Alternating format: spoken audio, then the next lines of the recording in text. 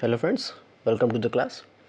आज हमारा टोपोलॉजी का लेक्चर है जिसमें हम लोगों को आइसोलेटेड पॉइंट पढ़ना है, डिराइव्ड पॉइंट सेट पढ़ना है। उसके बाद हम लोग अपना लास्ट टॉपिक पढ़ेंगे, वो है डेंस सेट। ठीक, देखिए इन दोनों की डेफिनेशन इंपॉर्टेंट है। उसके बाद हम इसका एक एग्जांपल भी करेंगे, इंपॉर्टेंट रहेगा एग्ज़ाम पॉइंट ऑफ व्यू से, और बहुत बार आया भी हुआ है। ठीक, तो ये पॉइंट्स कुछ हमें याद रखने पड़ेंगे, कुछ डेफिनेशंस हैं जो हम लोग पिछले लेक्चर्स में करके आ रहे हैं, उनसे आगे का सिलेबस है हमारा।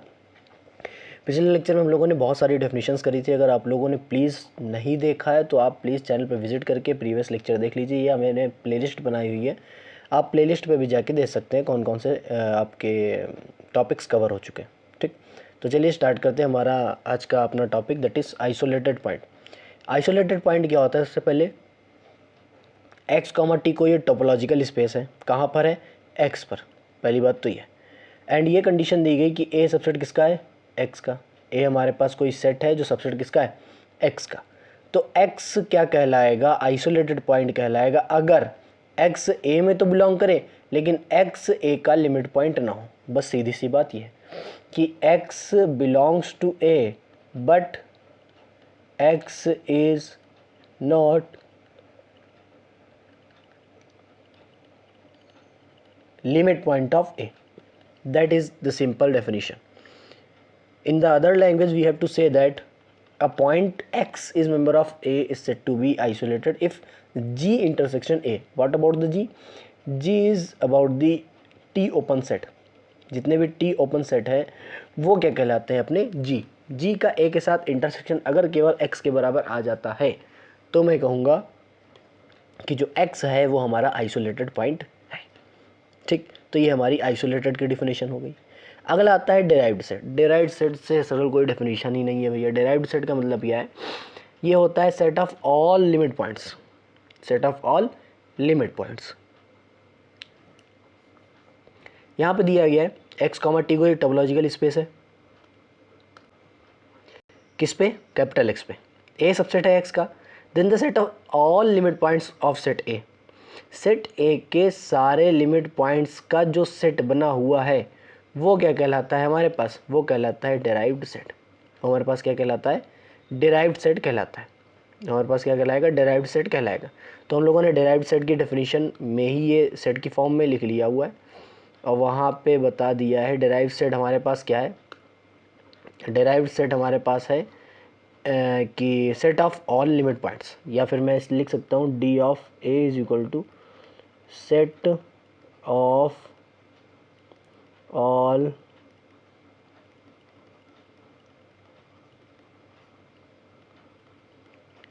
Limit point of A.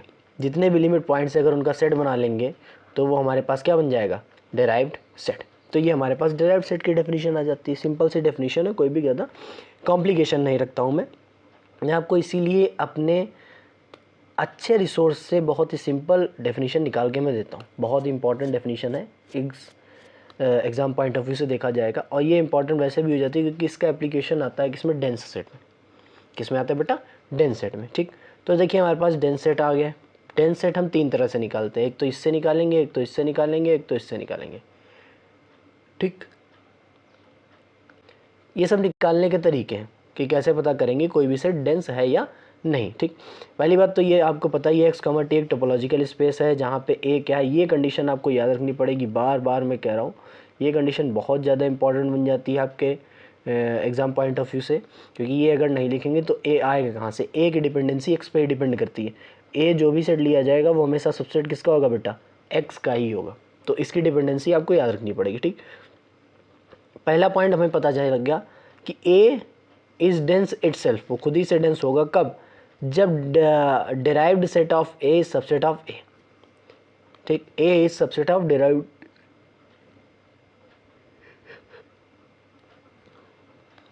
A is subset of derived set. A जब सबसेट होगा किसका? डिराइव्ड सेट का, तो ए जो होगा वो डेंस कहलाएगा। दूसरा पॉइंट आ जाता है ए डेंस होगा एवरीवेयर कब? जब क्लोजर ऑफ ए एक्स के बराबर हो जाएगा। ये भी बहुत इंपॉर्टेंट पॉइंट बन जाता है आपके एग्जाम पॉइंट ऑफ व्यू से। और दूसरा ये बन जाता है किसका? किसका बनता है? इंटीरियर पॉइंट का। इंटीरियर सेट बताया है मैंने, अगर आप लोगों को पता नहीं है इंटीरियर सेट क्या होता है, इंटीरियर पॉइंट क्या होता है, तो आप पहले प्रीवियस वीडियोस देख लीजिए, बाद को इस वाले लेक्चर को पूरा देखिएगा तो पूरा का पूरा आपको समझ में आएगा। तो ये हमारे पास कंडीशंस आ जाती हैं। उसके बाद करते हैं हम लोग एग्जांपल, किसके लिए, किसके बेसिस पे करेंगे एग्जांपल करेंगे डेंस सेट के बेसिस पे, ठीक। तो एग्जांपल कुछ यूँ है हमारे पास कि कैपिटल एक्स एक सेट है जिसमें A comma B comma C एक मेंबर्स हैं, कैपिटल टी एक टोपोलॉजी है, phi X comma B comma A comma C, ये सेट्स हैं हमारे पास। और हमारे पास ए है ए कॉमा बी, तो हमें चेक करना है ए इज़ डेंस और नॉट, ए जो हमारे पास सेट है वो डेंस है या नहीं है, ये कंडीशंस हमें चेक करनी है, ठीक। तो इसके बाद हम लोगों ने क्या किया, अपना जी ओपन सेट निकाला, क्योंकि हम सबसे पहले निकालने वाले हैं डिराइव्ड सेट। डिराइव्ड सेट क्या बताता है हमें, डिराइव्ड सेट हमें बताता है कि जो डिराइव्ड सेट होता है वो क्या होता है, set of all limit points of A. तो सबसे पहले सारे लिमिट पॉइंट निकालना हमने पिछले लेक्चर में सीखा हुआ है। तो हम लोग क्या करना है, पहले लिखना है टी ओपन सेट। क्या लिखना है बेटा, टी ओपन सेट। जो टी ओपन सेट है वो आ गया फाई एक्स बी और ए कॉमा सी, ये टी ओपन सेट है।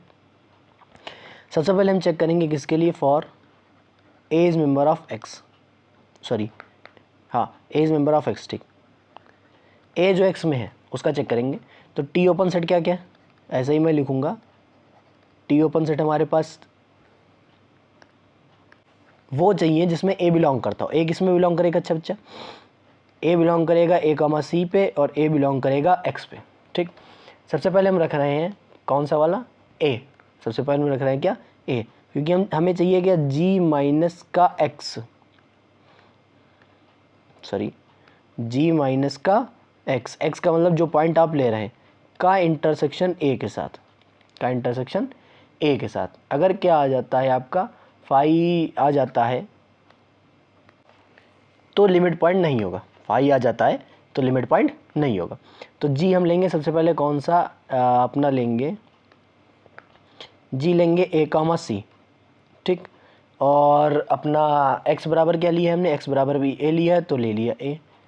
इन दोनों को माइनस करेंगे और इंटरसेक्शन किसके साथ ले लेंगे, ए के साथ। ए हमारा क्या है, ए कॉमा बी। पहले माइनस करेंगे इन दोनों में, क्या आएगा सी, सॉरी कर्ली ब्रैकेट लगा लो, सेट का सिंबल है।